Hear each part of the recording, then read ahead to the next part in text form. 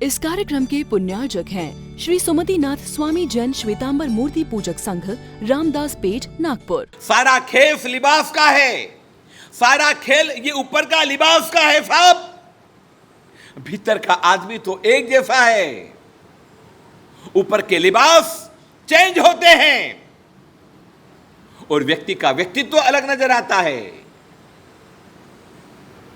वो नाटकों में कोई पात्र बनते हैं, कोई राम का पात्र बनता है, कोई रावण का पात्र बनता है, कोई कुंभकर्ण का पात्र बनता है। ये सारे खेल किसके होते हैं? ये सारे खेल ऊपर के लिबास के होते हैं।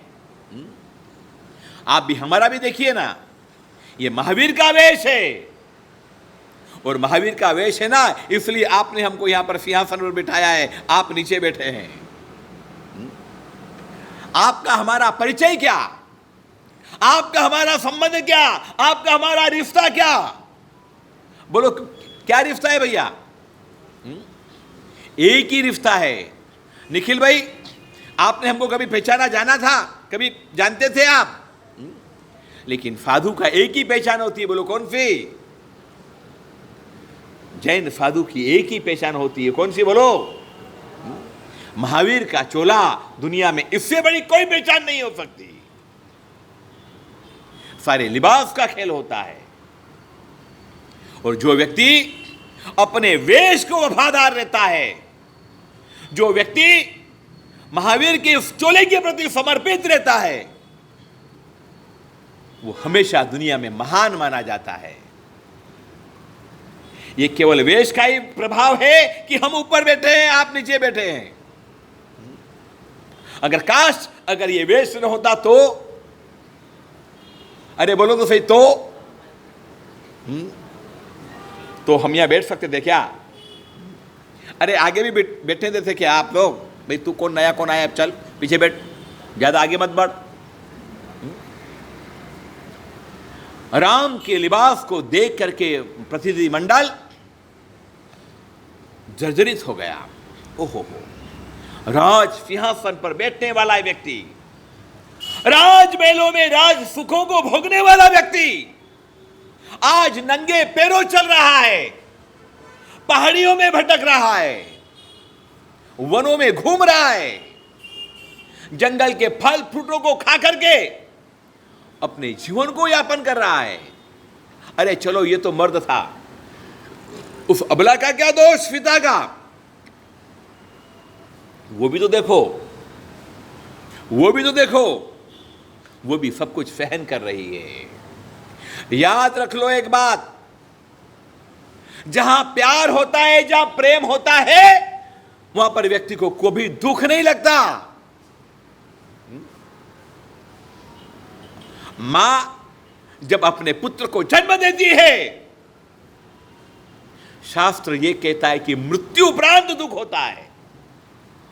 जैसा दुख मृत्यु के समय होता है, वैसे ही दुख प्रसव की पीड़ा के टाइम होता है।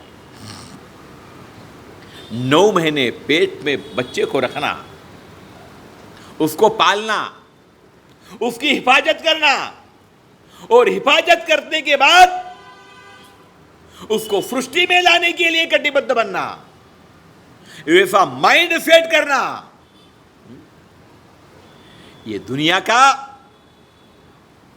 8वां आश्चर्य है। प्यार है, बच्चे से प्रेम है, मेरा बेटा, मेरा बेटा, मेरा बेटा होगा। और वो बेटे बेटे की चाहत के अंदर, पुत्र के मोह में, उस माता को वो प्रसव की पीड़ा भी पीड़ा नहीं दिखती। वो पीड़ा सारी दूर हो जाती है जब वो पुत्र का या पुत्री का मुख देख ले। उसको लगता है कि मेरा सब कुछ मुझे मिल गया। सीता को वेदना नहीं हुई, सीता को दुख नहीं हुआ, सीता को वो सारे कंकर भी कंकर नहीं लगे। देखो ना, अभी यहां तपस्या चल रही है, उपवास कर रहे हैं लोग। आपको क्या लग रहा है, उपवास में भूख नहीं लगती क्या? भूख नहीं लगती है क्या? अरे एक उपवास करके तो देखो, मालूम पड़े उपवास का मतलब क्या होता है। लेकिन गुरु के आशीर्वाद से, परमात्मा की परम कृपा से एक बार जिस व्यक्ति ने ठान लिया मुझे 28 करनी है, मुझे माफक क्षमण करना है, मुझे 8 उपवास करना है, मुझे तेला करना है, मुझे शांति धारा तप करना है, वो व्यक्ति उस दुख को दुख नहीं मानेगा। हमारे जैन साधुओं में अभी एक लोच की प्रक्रिया होने वाली है। ये बाल है ना, बाल, ये अपने हाथों से इसका लुंचन होगा। एक जरा बाल आप निकाल के देखना, एक मुझ का बाल निकाल के देखना, बाल तोड़ हो जाता है, व्यक्ति उलझ जाता है। लेकिन साधु को विश्वास है कर्तव्य के पथ के ऊपर, कर्तव्य के पथ के ऊपर जो भी कष्ट आएगा उस कष्ट को मैं प्रेम से सहन करूंगा। जहां जिम्मेदारी हो जाती है वहां कष्ट नहीं लगता। हमारी बहनें ब्यूटी पार्लर में जाती है, पता नहीं कैसी कैसी आईब्रो बनाती है, पता नहीं किस प्रकार से वो वेदनाओं को सहन करती है, लेकिन कभी इनकार नहीं करती। बोले ठीक है वेदना होगी तो होगी, लेकिन दिखनी कैसी चाहिए मैं। जहां मोह हो जाता है वहां दुख एहसास नहीं होता। दुख तो होता है लेकिन व्यक्ति दुख को दुख नहीं मानते। सीता ने पति के व्रत के साथ में दुख को दुख नहीं माना। प्रतिनिधि मंडल ने बहुत समझाया, बड़ी विनती करी, उनके चरणों में गिरे, रोए, सर पछाड़ा, छाती भी कूटी, लेकिन अटल थे, अपने वादे में विश्वास था। राम ने एक ही बात करी, अगर मैं वापिस लौटूंगा तो राजा दशरथ की प्रतिज्ञा अधूरी रह जाएगी। और निकलते टाइम मैंने भी प्रतिज्ञा करी थी कि अब 14 वर्ष के वनवास के बाद ही मैं लौटूंगा। एक बार उत्तम व्यक्ति के मुंह से निकला हुआ शब्द वो कभी लौट के वापिस नहीं जाता। मैं तो अब जाऊंगा, जंगल में ही जाऊंगा, वनवास में रहूंगा, ईश्वर मेरी रक्षा करेगा, परमात्मा मेरी रक्षा करेगा। आपके कमिटमेंट कैसे होते हैं? आपके विश्वास के वचन कैसे होते हैं? कसम में वादे प्यार वफा सब वादे हैं, वादों का क्या। कसम, वादे, वफा, प्रेम, मोहब्बत, ये विश्वास, ये सब धोखे के लिए बने हुए शब्द हैं। ये सारी धोखाधड़ी है। जहां वक्त आता है सारे बंधन टूट जाते हैं। जहां दुख की घड़ी आती है वहां पत्नी भी साथ छोड़ देती है। मैंने ऐसे कई दिवालिये लोगों को देखा है जिनका घर बार परिवार सब उनसे छूट करके चला गया। पत्नी ने भी साथ छोड़ दिया, माँ बाप ने भी साथ छोड़ दिया, सबने साथ छोड़ दिया। समय के साथ उनमें बदलाव आया, लेकिन जो उत्तम व्यक्ति होता है, रामायण ये सिखाती है, एक बार बोल दिया सो बोल दिया, पत्थर की लकीर। एक बार वचन निकलने के बाद उसमें बदलाव होना ये कायरता है, ये कमजोरी है, ये आपके चंचल मन का प्रतीक है। लेकिन पुण्यशाली व्यक्ति तो वो होता है एक बार जो निर्धारण कर ले, एक बार जो ठान ले, एक बार जो नक्की कर ले, इस पार या उस पार। एक ही बार सज्जन व्यक्ति एक ही बार बोलता है, रोज रोज नहीं बोलता है। रामायण की ये सारे आदर्श हैं पुण्यशाली। मैंने तो बड़ी फिटियों में ये भी तय किया, सोचा कि रनिंग डे में तो व्यक्ति फिर भी फ्री होता है, लेकिन रविवार के दिन तो इतने प्रोग्राम होते हैं कि व्यक्ति और ज़्यादा उलझ जाता है कभी कभी। लेकिन रविवार और शनिवार हमारे माइंड के अंदर हम लोगों ने ये सेट कर लिया है कि ये 2 दिन रिलैक्स के दिन है। पुण्यशालियों, दिन गुजरते जा रहे हैं, पता भी ना चला। और हमको आए को कितने दिन हो गए? हाँ जी, वो लोग कौन सी तारीख को आए थे? 19 तारीख को आए थे। 15 दिन। हाँ जी, 15 दिन होता। आज कौन सी तारीख है? 8 8 तारीख है। कितने दिन हो गए? हाँ जी, पुण्यशालियों, दिन गुजरते गए, समय कटता गया, प्रवचन की धारा बहती गई। इन 15-20 दिनों के अंदर जो लोग कभी ना आते थे, ऐसे लोगों के भी निरंतर मुझे दर्शन हो रहे हैं। कुछ लोगों ने तय कर लिया कि भाई 1000 काम छोड़ करके मैं क्या करने जाऊंगा? प्रवचन सुनने के लिए आऊंगा। और हमने भी इस बार बड़े बड़े ग्रंथ, बड़े बड़े शास्त्र, बड़े बड़े संस्कृत के अध्याय, इन पर थोड़ा सा विराम दिया और जो सीधा आपके मस्तिष्क में सीधा घुस जाए, इस प्रकार की बातों को लेकर के रामायण के अनकहे रहस्यों पर हमने परमात्मा की वाणी आप तक पहुंचे, ऐसा प्रयास किया। पुण्यशालियों, आज हमारे तीर्थ रत्न ने उर्मिला की बात करी। रामायण का एक एक पात्र बड़ा अजीब गजब का है, सीखने योग्य है, आदर्श लेने योग्य है, समझ लेने योग्य है। और उन सारे पात्रों को आप अपने बीच में खोज सकते हो।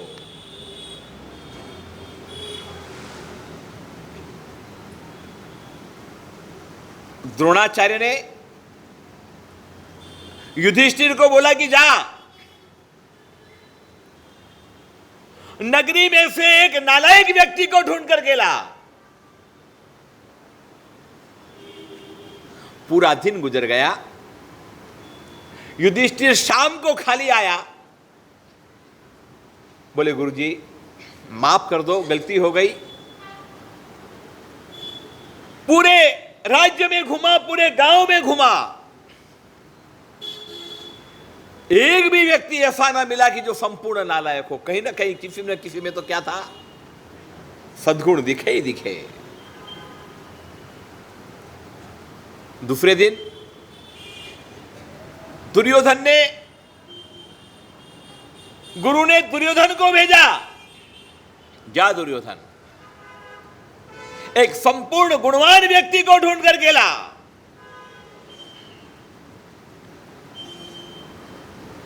दुर्योधन भी घूमा, वापस लौटा, खाली हाथ आया, बोला गुरुजी पूरे गांव में घुमा लेकिन एक भी सज्जन व्यक्ति नहीं मिला। जैसी आपकी दृष्टि वैसी आपकी सृष्टि। जिस कलर का चश्मा चढ़ाया है, शायद दुनिया वैसी ही नजर आएगी। एक चोर व्यक्ति को सारे लोग चोर दिखाई देंगे, एक भंगेड़ी नशेड़ी को वो लोग दिखाई देंगे। कभी आपने देखा कि चोरों का गिरोह कैसे बनता है? चोर को चोर मिल ही जाता है, जुआरी को जुआरी मिल जाता है, सिगरेट फूंकने वाले को सिगरेट फूंकने वाला मिल जाता है, और पत्ते खेलने वाले को मिल जाता है। आज दिन तक चोरी में पार्टनरशिप करने का कोई विज्ञापन मैंने आज दिन तक पढ़ा नहीं। जुआ सट्टा कैसे किया जाता है ये कभी सिखाया नहीं जाता। कभी झगड़े की ट्रेनिंग मैंने देखी नहीं। आंसू कैसे बहाना, इसका आज दिन तक क्लास किसी ने अपनाया नहीं। ये सब चीजें व्यक्ति अपने परिवेश के साथ बदल जाता है। लेकिन अगर आपकी दृष्टि ठीक है, अगर आपकी मानसिकता ठीक है तो सब कुछ ठीक है। दुर्योधन को एक भी सज्जन व्यक्ति ना मिला और युधिष्ठिर को एक भी व्यक्ति दुर्जन न मिला।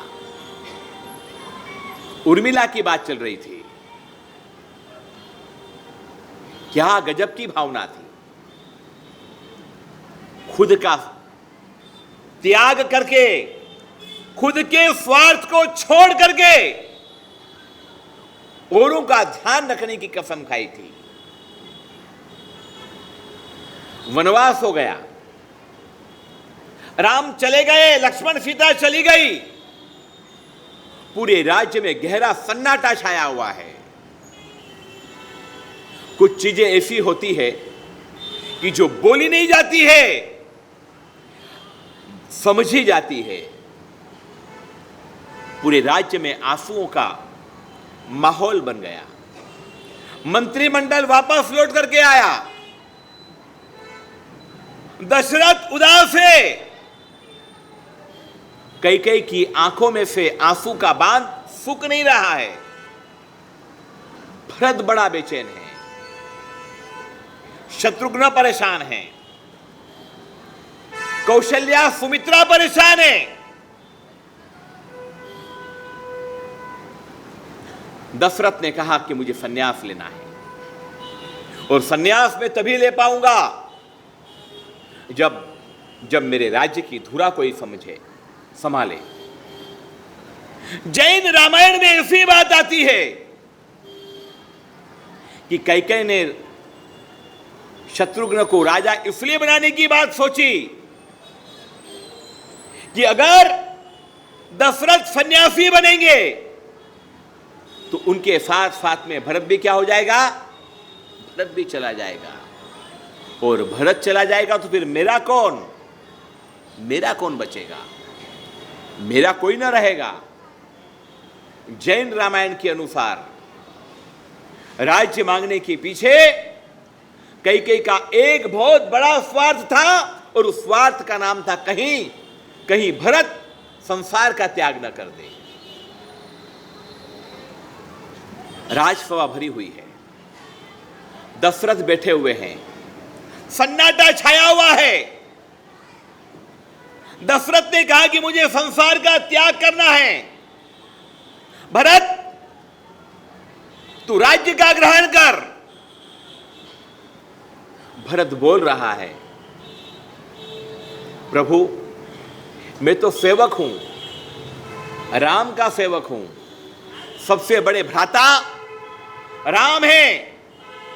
राम को छोड़ करके मैं राज्य ग्रहण करूं, ऐसा नालायक नहीं हूं। इतिहास मेरे ऊपर थूकेगा कि बड़े भाई होते हुए भी भरत ने क्या कर लिया, राज्य ले लिया। मैं स्वार्थी नहीं हूं, मैं तो आपके साथ संयम के पथ पर जाने वाला हूं। कैकेयी परेशान है। एक बात याद रख लो, किसी भी व्यक्ति की भूल होने के बाद वो व्यक्ति कभी शांति से नहीं बैठ सकता है, भीतर ही भीतर सुलगता रहा है। रामायण ये कह रही है। इस कार्यक्रम के पुण्यार्जक थे श्री सुमतिनाथ स्वामी जैन श्वेतांबर मूर्ति पूजक संघ, रामदास पेठ, नागपुर।